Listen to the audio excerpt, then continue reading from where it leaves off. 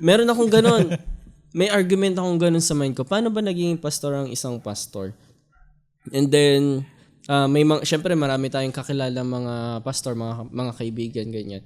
And then, na-observe ko sa kanila, mayroong mga nagtapos ng ganitong degree, nagtapos sa ganitong school, nagtapos sa ganitong school.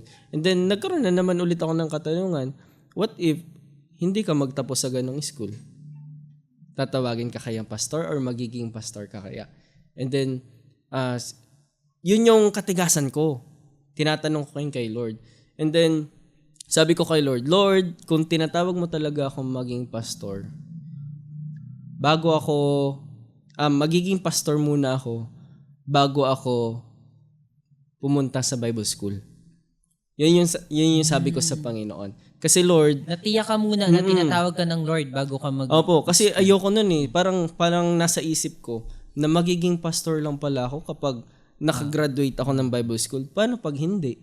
Hindi ka magiging pastor? Sabi ko, parang ang gulo Lord ah. Kaya yun yung sabi ko kay Lord. Lord, syempre hindi naman natin nila lahat. Pero yun kasi yung personal na dealing ko sa Panginoon eh. Kung tinatawag mo talaga ako Lord, kahit hindi ako nag-Bible school. Actually, hindi ako nag-Bible school. Hindi pa ako nag-Bible school. Puro lang ako online, reading. Matyaga ako magbasa. Matyaga ako bumili ng books.